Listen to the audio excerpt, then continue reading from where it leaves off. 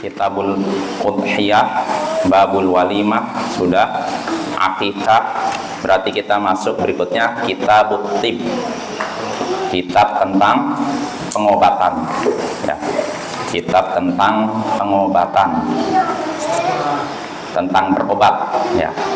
Apa saja isinya? Berkata Imam Asy-Syaukani rahimahullah, yajuzut tadawi wa tafwidhu afdalu liman yaqdiru ala sabri wa yahrumu bil muharramati wa yukrahu bil iktiwa wa yahrumu bil muharramat wa yukrahu bil iktiwa wala ba'sa bil hijamati war ruqyati bima yajuz minal aini wa ghairiha.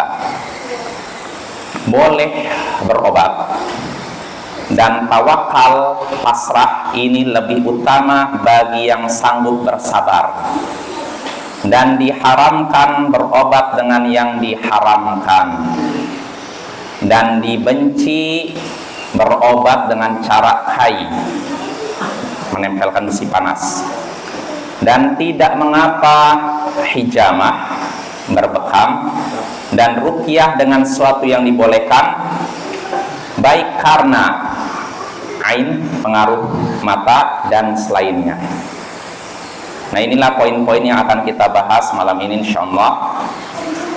Pertama, bolehnya berobat, pasrah, tawakal lebih afdal, lebih utama bagi yang sanggup bersabar, diharamkan berobat dengan yang diharamkan, dibenci, dimakruhkan mengobati dengan cara kai, dengan cara besi panas ditempelkan, dan tidak mengapa hijamah, berbekam, dan ruqyah dengan sesuatu yang diperbolehkan, baik karena ain, pengaruh mata, atau selainnya. Nah, inilah poin-poin yang akan kita bahas malam ini.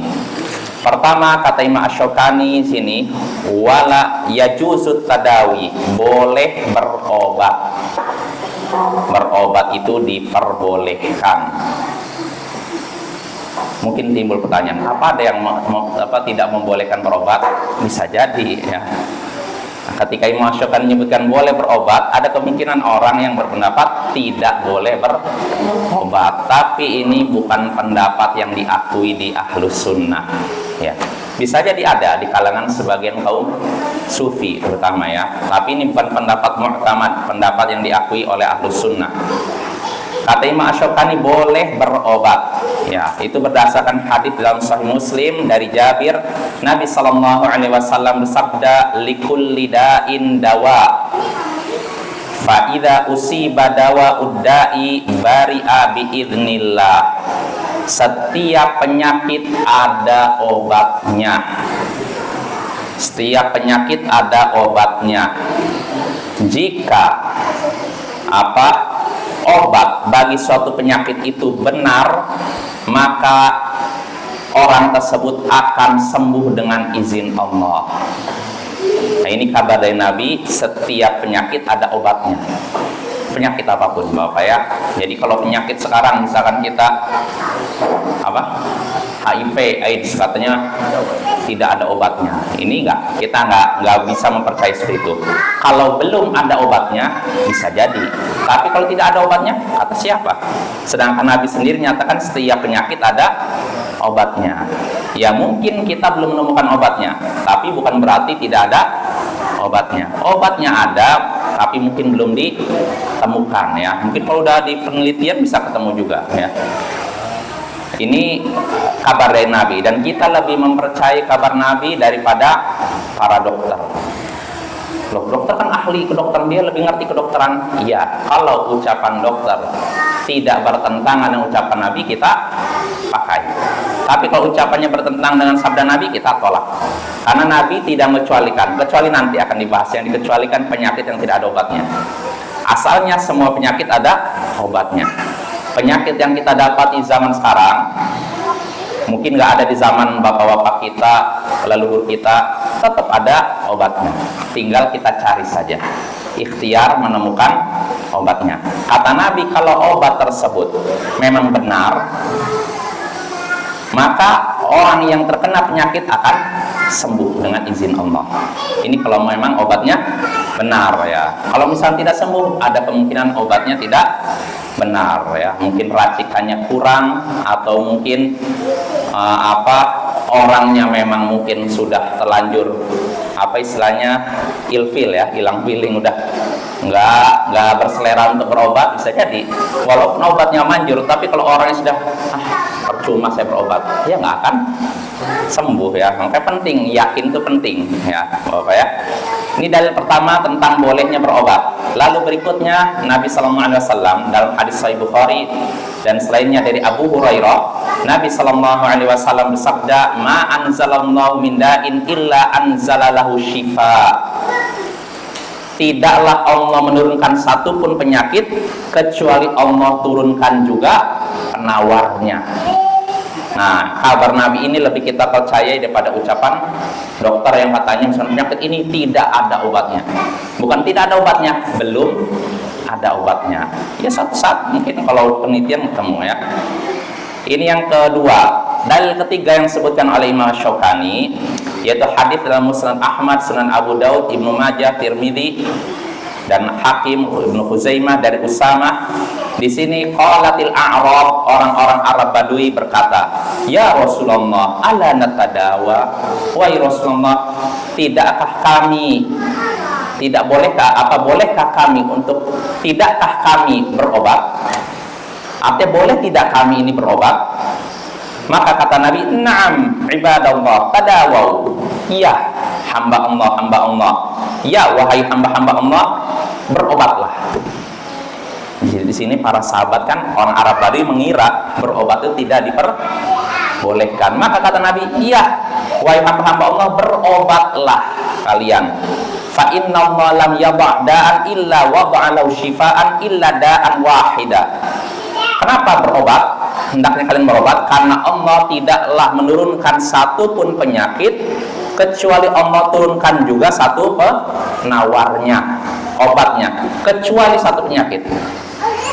Tidaklah Allah menurunkan satu pun penyakit kecuali ada penawarnya, kecuali satu penyakit yang nggak ada penawarnya, tidak ada obatnya. Kalau para sahabat bertanya, orang Arab tadi bertanya, ya Rasulullah, wa mahu, apa satu penyakit yang tidak ada obatnya itu? Beliau menjawab, al-haram.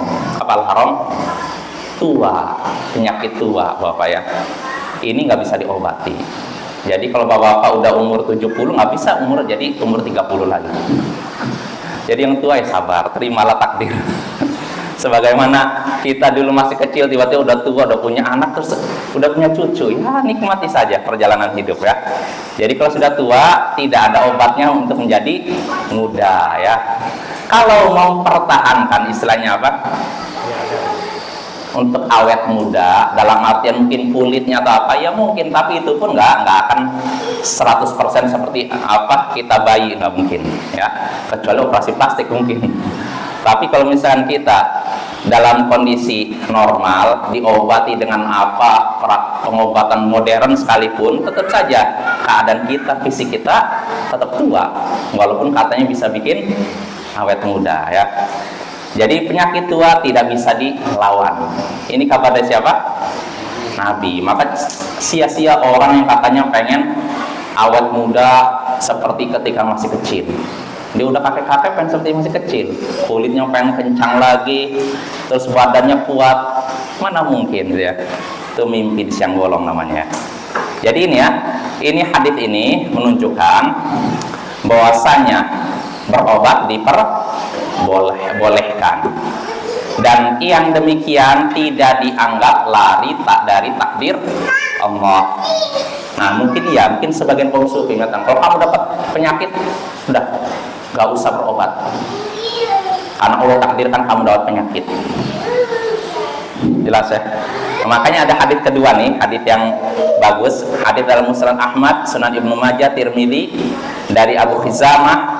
Dia berkata, ya Rasulullah, ara'aita ruqa nastartiha wa dawa'un natadawi, ara'aita ruqa nastartiha wa dawa'an natadawa bihi wa tuqatan nattaqiha, hal taruddu min qadarillahi syai'an? Qala ya min qadarillah. Abu Khizamah berkata, wahai Rasulullah, kabarkan kepadaku tentang ruqyah yang kami minta dari seorang, atau obat yang kami gunakan untuk berobat, dan tuqah, artinya takiyah, yang kami gunakan untuk berlindung diri. Apakah yang demikian bisa menolak takdir Allah? Dengan berobat bisa menolak takdir Allah? Tidak. Maka kata Nabi SAW, iya min qadarillah, itu juga termasuk takdir Allah. Jadi ketika kita berobat, kita kena penyakit, takdir Allah bukan? Nah, lalu kita berobat, takdir Allah bukan? Takdir Allah. Jadi kita jangan menganggap ketika kita berobat berarti kita nolak takdir Allah. Enggak seperti itu. Itu pemahaman yang keliru, dan bisa jadi ini yang seperti ini sebetulnya kaum sufi yang banyak seperti ini. Karena mereka banyak keanehan dalam masalah seperti ini, Bapak ya. Jelas? Nah, jadi kesimpulannya Imam Asy-Syaukani berpendapat berobat itu katanya boleh. Boleh, Bapak ya. Keterangan berikutnya nih yang mungkin unik. Kata Imam Asy-Syaukani, wa tafwidhu afdalu liman yaqdiru 'ala sabr. Pasrah, menyerahkan kesembuhan kepada Allah ini lebih utama bagi yang sanggup bersabar. Pasrah maksudnya tidak berobat ini lebih utama bagi yang mau bersabar, bagi yang sanggup bersabar. Jadi tadi kan hukum berobat apa? Boleh, kata Imam Syaukani. Kalau boleh artinya boleh berobat, boleh tidak. Jelas? Boleh berobat, boleh tidak. Tapi kalau ditanya mana yang lebih afdol, mana yang lebih utama, kalau kata Imam Syaukani lebih utama tidak berobat kalau kita sanggup bersabar. Jelas? Masalah boleh atau tidaknya Imam Syaukani berpendapat boleh berobat. Sedangkan ditanya mana yang lebih afdol, afdolnya lebih utamanya tidak berobat kalau sanggup bersabar. Artinya kalau tidak sanggup bersabar ya yang lebih utama apa? Berobat. Apa yang menyebabkan Imam Asy-Syaukani berpendapat tidak berobat lebih utama kalau sanggup bersabar? Dalilnya yaitu hadis dalam Sahih Bukhari Muslim dari sahabat Ibnu Abbas. Suatu hari datang seorang wanita hitam kepada Nabi SAW lalu berkata, inni usra wa inni atakasyaf fad'ullaha li. Wahai Rasulullah, sesungguhnya aku ini kena penyakit ayan. Aku kena penyakit ayan. Ayan artinya apa? Penyakit yang kalau lagi kambuh apa? Gitu. Jadi wanita ini kena penyakit ayan. Penyakit yang kalau lagi kambuh keluar busa-busa gitu. Dia kena penyakit ayan, dan dia ketika kena penyakit ayan auratnya tersingkap. Jelas apa ya? Auratnya tersingkap nih, kena penyakit ayan, keluar itu lalu auratnya tersingkap. Karena orang ketika lagi kambuh, orang kena penyakit ayan ketika kambuh, sadar tidak apa yang terjadi pada dirinya? Tidak sadar. Dia kambuh tiba-tiba auratnya tersingkap. Dia ngadu kepada Rasulullah, wahai Rasulullah, sesungguhnya aku kena penyakit ayan, dan aku kalau sedang kambuh penyakit ayan, auratku tersingkap. Berdoalah kepada Allah untukku. Artinya doakan agar aku sembuh. Jelas ya? Doakan agar aku sembuh. Dia minta supaya penyakit ayannya Allah sembuhkan. Biar Nabi berdoa kepada Allah, penyakit ayannya disembuhkan. Namun apa reaksi Nabi? Kata Nabi, in syi'ti sabarti walakil jannah wa in syi'ti da'utullaha an yu'afiyah. Kalau engkau mau sabar, engkau akan dapatkan surga. Tapi kalau engkau mau aku berdoa kepada Allah, ya niscaya aku berdoa kepada Allah agar menyembuhkan dirimu. Jelas? Di sini Nabi memberikan penawaran, kalau kamu mau bersabar, engkau dapat surga.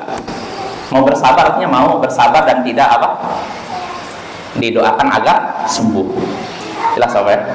Jadi kalau kamu mau bersabar dengan penyakitmu, kamu akan dapat surga. Tapi kalau engkau mau, aku bisa juga berdoa kepada Allah agar menyembuhkan penyakitmu. Maka apa? Jawaban wanita ini? Asbir. Kalau gitu aku bersabar. Artinya dia milih apa?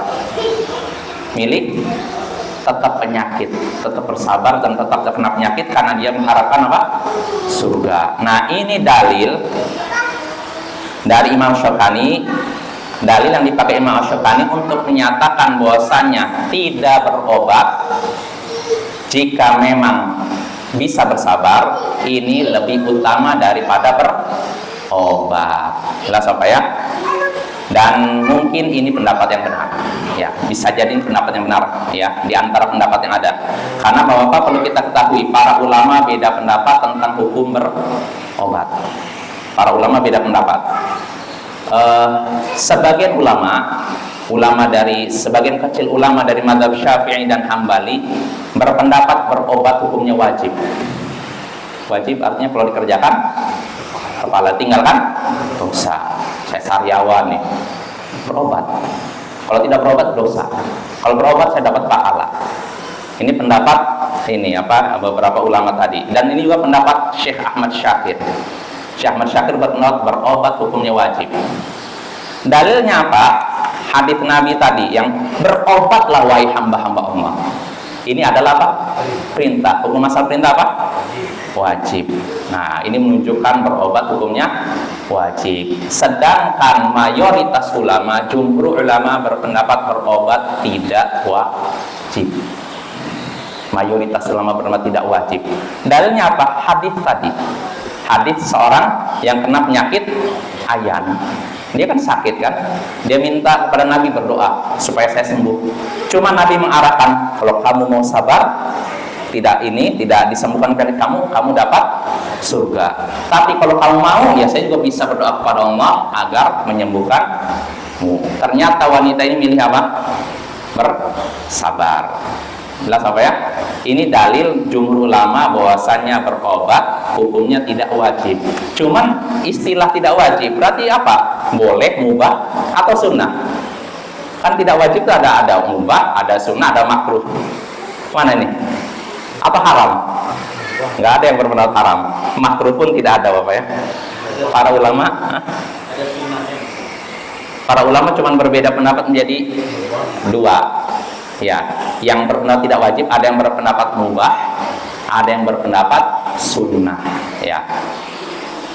Kata Syekhul Islam, Allahu a'lam, pendapat yang kuat, pendapat yang disebutkan Syekhul Islam, berobat hukumnya mubah, boleh saja, boleh berobat, boleh tidak. Mau berobat nggak dosa, mau tidak berobat pun tidak berdosa. Jelas? Ini pendapat Syekhul Islam Ibnu Taimiyah. Tapi ada tapinya nih. Kata sebagian ulama, ini tidak berobat yang ketika kita tidak berobat ini boleh-boleh saja, berobat boleh saja. Ini apa? Ya, boleh berobat dan boleh tidak berobat. Ini berlaku kalau penyakitnya tidak merusak organ tubuh kita atau menyebabkan kematian kita. Contohnya penyakit apa? Ini sariawan, penyakit apa? Sakit gigi dan semacamnya. Kalau misalnya kita mau berobat ya boleh, tidak berobat boleh. Jelas ya? Tapi kalau penyakitnya bisa menyebabkan organ tubuh kita cacat, misalkan apa? Kanker. Bukan kantong kering ya. Kanker apa? Paru-paru kan. Bisa bikin kita nanti sesak napas, bahkan tidak bisa melakukan aktivitas. Maka kalau dalam kondisi demikian, menurut sebagian ulama, tidak berobat hukumnya haram. Dan dalam kondisi demikian, hukum berobat hukumnya wajib. Dalam rangka apa? Menyelamatkan diri kita. Ya, jelas apa ya? Ini kalau penyakitnya membahayakan organ tubuh kita atau mematikan. Tidak membahayakan, tidak merusak organ tubuh, bukan cuma merusak organ tubuh, bahkan bisa menyebabkan hilang nyawa kita. Contohnya apa? Tumor, ya. Stroke enggak. Stroke memang bisa menyebabkan mati, enggak kan? Ya mungkin stroke cuma bikin organ tubuh kita lumpuh, ya itu pun kalau menurut sebagian ulama wajib berobat, ya. Stroke atau penyakit apapun yang mematikan, AIDS, misalkan ada orang kena penyakit AIDS, kalau tidak berobat akan apa? Meninggal kan? Maka wajib berobat. Jelas apa ya? Ini kalau penyakitnya membahayakan. Adapun kalau penyakitnya tidak membahayakan, sekedar ya sakit sedikit sariawan atau seperti tadi ayan, maka dalam hal ini berobat hukumnya boleh berobat, boleh tidak. Tapi yang afdal kata Imam Syaukani, tidak berobat bagi yang sanggup bersabar. Jadi kalau kita sanggup bersabar nggak apa-apa, nggak usah berobat. Tapi kalau kita nggak sanggup bersabar, setiap ketemu teman sariawan terusin saya, atau setiap ketemu teman saya sakit gigi kok dari kemarin nggak sembuh-sembuh juga, nanti ketemu lagi teman saya sakit gigi dari kemarin nggak sembuh juga, masukkan ke Facebook, masukkan ke, lalu dengan asal saya sabar kayak gitu, cerita kemana-mana lu bilangnya sabar, nggak mungkin ya. Nah, kalau memang kita tipe orang yang kedua tadi, suka cerita kemana-mana, maka sebaiknya berobat saja. Karena kita pengen cari pahala, saya nggak berobat, tapi cerita kemana-mana, ini nggak akan dapat pahala. Sabar. Jelas apa ya? So jelas ya. Kesimpulannya nih, menurut pendapat yang kuat, berobat ini hukumnya, kalau dalam berobat karena penyakit yang membahayakan, hukumnya wajib, meninggalkannya haram ya. Sedangkan berobat untuk penyakit yang tidak membahayakan, hukumnya boleh berobat, boleh tidak, tapi yang lebih baik, yang afdal, tidak berobat kalau memang kita sanggup bersabar ya. Sanggup bersabarnya ini nahan hati, lisan, dan bisa jadi kita tidak ngeluh, tapi di Facebook bikin status WA atau di WhatsApp status WA saya lagi sakit gigi, nah, sama aja nggak sabar. Jadi tahan lisan, tahan ini, tahan anggota badan ya. Ini kalau sanggup bersabar, tapi kalau tidak sanggup bersabar ya sudah berobat saja. Nah sobat ya, dengan itu kita terhindar dari nanti keluh kesah. Karena ujung-ujungnya kalau keluh kesah nggak dapat pahala sabar, malah dapat dosa. Ya, hati-hati itu. Maka kita bisa mengukur diri kita ini seperti siapa sih, bisa sabar atau tidak. Kalau seperti para ulama terdahulu, ulama tabi'in, sahabat, mereka sabar, maka nggak masalah tidak berobat. Tapi kalau kita, orang-orang seperti kita, imannya naik turun, bahkan lebih seringnya turun, maka sebaiknya berobat supaya tidak ngeluh nanti. Jelas ya? Nah itu tentang hukum berobat dan hukum tidak berobat. Jelas? Lalu berikutnya, poin berikutnya yang disebutkan oleh Imam Asy-Syaukani rahimahullahu ta'ala. Kata Imam Asy-Syaukani, wa yahrumu bil muharramat, dan diharamkan berobat dengan yang diharamkan. Diharamkan berobat dengan yang diharamkan. Maksudnya apa? Diharamkan berobat dengan pengobatan yang haram atau obat-obat yang haram. Ini diharamkan ya. Apa dalilnya? Di sini Ma'asyokani menyebutkan wa amma kaunu yahrumu tadawi bil muharramat fali hadithi Abi Hurairah anna Nabiyya sallallahu alaihi wasallam naha 'anid dawa'il khabith. Adapun diharamkannya berobat dengan perkara yang diharamkan itu berdasarkan hadis Abu Hurairah bahwasanya Nabi Sallallahu Alaihi Wasallam melarang dari obat yang buruk. Obat yang buruk artinya obat yang haram ya. Jelas apa ya, obat yang haram. Ini dalil pertama. Dalil berikutnya yang tadi diriwayatkan oleh Imam Muslim ya. Yang berikutnya dari dalam Sunan Abu Dawud dari Abu Darda, Nabi sallallahu alaihi wasallam bersabda, "Innallaha anzalad da'a wad dawa wa ja'ala likulli da'in dawa'a fatadawaw wa la tadawaw biharam." Sesungguhnya Allah menurunkan penyakit dan obatnya. Allah menurunkan obat, menurunkan penyakit dan obat ya. Dan menjadikan bagi setiap penyakit ada obatnya. Nih harus kita yakini, setiap penyakit ada obatnya. Lalu kata Nabi, berobatlah kalian dan jangan berobat dengan yang haram ya. Berobat dengan yang haram, contohnya apa? Dengan apa? Kodok. Dengan apa? Khamar. Ya, minuman keras ya bisa. Apalagi dengan benda-benda najis. Ya, ini mah boleh ya. Ini hadis berikutnya disebutkan oleh Imam Syaukani, hadis dalam Sahih Bukhari, innallaha lam yaj'al syifa'akum fima harrama 'alaikum, fima hurrima 'alaikum. Allah tidak menjadikan kesembuhan kalian ada pada yang diharamkan atas kalian. Artinya Allah akan memberikan kesembuhan dengan yang halal, bukan dengan yang haram. Ya, nggak boleh. Makanya kata Imam Syafi'i, wa qad dhahaba ila tahrimi tadawi bil adwiyatin najisah wal muharram al jumhur. Mayoritas ulama, jumhur ulama berpendapat haramnya berobat dengan obat-obat yang najis dan haram. Dengan yang najis, contohnya apa? Air seni manusia. Pernah dengar nggak?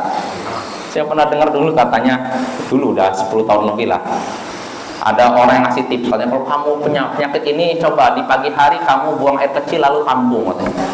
Lalu minum, naudzubillah min dzalik. Ini najis ya, diharamkan, nggak boleh. Lah apa ya, nggak boleh gini.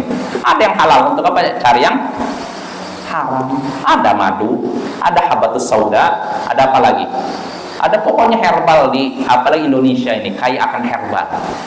Sampai apa yang seringnya di pinggir-pinggir apa namanya, lupa. Sambiloto itu ada. Itu obat apa ya? Siapa lagi?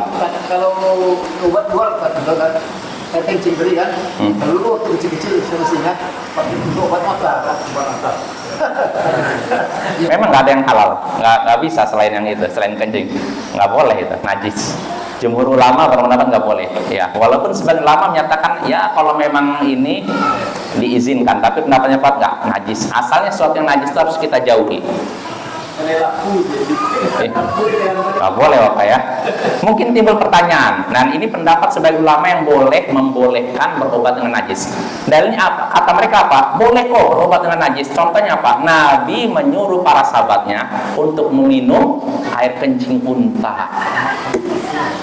Nah iya, air kencing unta nih. Bagaimana ini? Ini hadisnya sahih juga.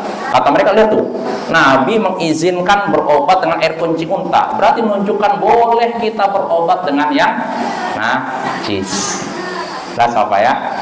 Maka hujah mereka, dalil mereka sangat lemah, bisa dibantah. Kita katakan air kencing unta tidak najis. Jelas apa ya? Tidak najis. Tidak najis. Yang najis itu air kencing manusia ya, air kencing keledai ya, air kencing babi ya. Adapun air kencing unta nggak mungkin Nabi mengizinkan sahabatnya meminum yang najis. Jelas ya. Jadi hadis tadi tidak bisa dijadikan dalil bolehnya berobat dengan yang najis. Nggak boleh. Kalau sudah diolah dengan sedemikian rupa, tetap tidak boleh. Yang mana? Oh, maksudnya berubah zat najisnya? Ya boleh lah. Kalau satu zat Bapak ya, nih asalnya najis, tapi di istilahnya apa sih? Disuling ya atau apa istilahnya? Berubah jadi air putih ya boleh-boleh aja. Walaupun kalau saya jijik kalau mau dikasih kayak gitu. Ada orang buat parfum, dari darah hewan, diambil. Iya bisa jadi. Kalau ini Bapak itu boleh. Ya contohnya gini, di Arab Saudi. Jadi kita mengira nih mungkin di Arab Saudi itu air apa untuk mandi dari Zam-Zam. Enggak. Zam-Zam itu hanya untuk minum Bapak ya, enggak untuk mandi. Terus bagaimana kok di hotel-hotel Arab Saudi ada air? Dari dua sumber. Pertama disuling dari air laut. Suling insya Allah jelas ya, dipanaskan lalu mungkin sampai keluar embun-embun lalu bisa untuk mandi. Ini pertama. Kedua, air apa dari pembuangan rumah tangga yang di jalan-jalan dikumpulkan dalam satu tempat lalu difilterisasi sehingga jadi air murni yang bersih dan jernih. Nah kalau memang kondisi seperti itu nggak masalah. Apa? Di Batam kan banyak air, ngapain pakai itu? Kurang kerjaan gitu. Kalau di Arab Saudi wajar lah, kan negara panas kering ya. Kalau misalkan air dari limbah rumah tangga difilter ya wajar lah. Tapi kalau di Indonesia ada kayak gitu, kalau saya sih kan masih banyak air hujan, air sungai, air danau, air laut. Ya Allah alam ya. Kecuali kalau kering banget memang daerahnya. Ya kurang lebih gitu Bapak ya. Jadi kalau memang air seni manusia, air kencing manusia ini sudah diproses sehingga bukan zat najisnya hilang, maka tentu saja ini diperbolehkan digunakan untuk apa? Berobat. Yang nggak boleh itu kalau masih dalam bentuk Itu ya, warnanya jelas, aromanya jelas. Yang kayak seperti ini nggak boleh ya. Jangan kita cuman latah ngikuti tren. Karena dulu, yaitu sekitar 12 tahun yang lalu itu tren. Katanya pengobatan yang bagus tuh kita minum air seni kita di pagi hari. Kenapa yang jadi patokan pagi hari? Karena belum banyak zat. Nah, ya tetap aja ini haram ya. Tapi itu najis, nggak boleh kita praktekkan. Jelas Bapak ya? Jangan kita praktekkan ya. Masih banyak yang halal. Masih banyak madu ada di rumah banyak, silakan. Apa tuh? Bukan iklan ya. Ya artinya nggak usah cari yang haram lah, masih banyak yang halal. Ya kita lanjut. Jadi itu ya, kesimpulannya tidak boleh diharamkan berobat dengan zat yang haram atau cara yang haram. Cara yang haram seperti apa? Ke dukun ya. Dengan mantra tertentu ini haram juga ya. Bahkan yang seperti ini lebih parah dibandingkan berobat dengan yang najis. Karena berobat kepada dukun otomatis melakukan apa? Syirik atau sihir. Sedangkan berobat najis maksiat. Maksiat minum najis dengan maksiat mendatangi dukun lebih parah maksiat mendatangi dukun ya. Nah itu. Lalu berikutnya, poin berikutnya yang disebutkan oleh Imam Syaukani, wa yukrahu biliktiwa, dan dimakruhkan berobat dengan cara kai. Kai itu besi dipanaskan lalu ditempelkan di organ tubuh kita, organ tubuh tertentu untuk menghilangkan penyakit. Jadi besinya dipanaskan sampai nah yang seperti ini dimakruhkan, dibenci. Apa dalilnya? Imam Asy-Syaukani menyebutkan dalilnya, hadisnya dalam Sahih Bukhari dari Ibnu Abbas. Nabi SAW bersabda, "Asy-syifa'u fi thalathah." Kesembuhan itu ada pada 3. Fi syarbati mihjam, au syarbati asal, au kayyatin nar, au kayyatin binar, wa anha ummati anil kayy. Kesembuhan itu ada pada 3 perkara kata Nabi. Kesembuhan dari penyakit ada dengan 3 cara. Pertama, dengan sayatan bekam. Ketika kita dibekam kan sayat kan? Ya tidak. Atau kalau sekarang pakai jarum. Walaupun kalau kata seorang pakar bekam, saya pernah ngobrol, yang efektif tuh di ini kan, bukan di ini. Ya ada, nggak inilah. Artinya boleh mau tusuk mungkin nggak masalah. Jadi ini kesembuhan itu ada dengan dalam 3 perkara. Pertama dengan sayatan bekam atau minum madu. Lagi-lagi madu nih. Madu ke tamannya banyak. Itu yang kedua. Lalu yang ketiga dengan tempelan besi panas. Dengan besi yang dipanaskan lalu ditempelkan ke organ tubuh dengan kai. Namun kata Nabi, tapi aku melarang umatku melakukan kai. Melakukan apa tadi? Besi dipanaskan lalu timbul pertanyaan, apa iya besi dipanaskan bisa menghilangkan penyakit? Bisa nggak? Bisa. Di kalangan orang Arab sampai sekarang masih ada. Di Yaman itu masih ada. Kalau Arab Saudi saya nggak tahu. Cuma kalau di Yaman ada sebagian ustadz cerita masih ada yang praktekkan. Jadi kalau mereka pernah penyakit apa itu, kepala pusing, jadi nanti besi dipanaskan, ntar ditempelkan di bagian mana gitu, lalu pusingnya hilang. Tentu ini bukan sembarang orang ya. Kalau kita jangan asal-asal, sih tahu sakit ya. Wah, langsung mau praktek kita dilaporkan ke polisi nanti. Jadi hanya orang yang ahli. Jelas apa ya? Intinya kai itu dimakruhkan, apa ya? Apa hadis lain yang menguatkan? Hadis Imran bin Husain dalam Sunan Tirmidzi Ibnu Majah. Kata Imran bin Husain, Rasulullah SAW naha anil kai. Rasulullah melarang dari kai, pengobatan dengan besi dipanaskan lalu di sini. Faktawaina, tapi kami tetap melakukan kai. Akhirnya apa? Fama aflahna, kami pun tidak beruntung, wa ma anjahna, kami pun tidak sukses. Maksudnya tidak sembuh dari penyakit. Ya, jelas apa ya? Ya mungkin sampai sini. Insyaallah pada pertemuan berikutnya kita lanjut pembahasan berikutnya, yaitu tentang tidak mengapa melakukan hijamah. Hijamah artinya apa? Bekam ya. Insyaallah ini akan kita bahas pada pertemuan berikutnya. Wassallallahu ala nabiyyina Muhammadin wa ala alihi wa sahbihi ajma'in. Wa akhiru da'wana alhamdulillahi rabbil alamin. Assalamualaikum warahmatullahi wabarakatuh.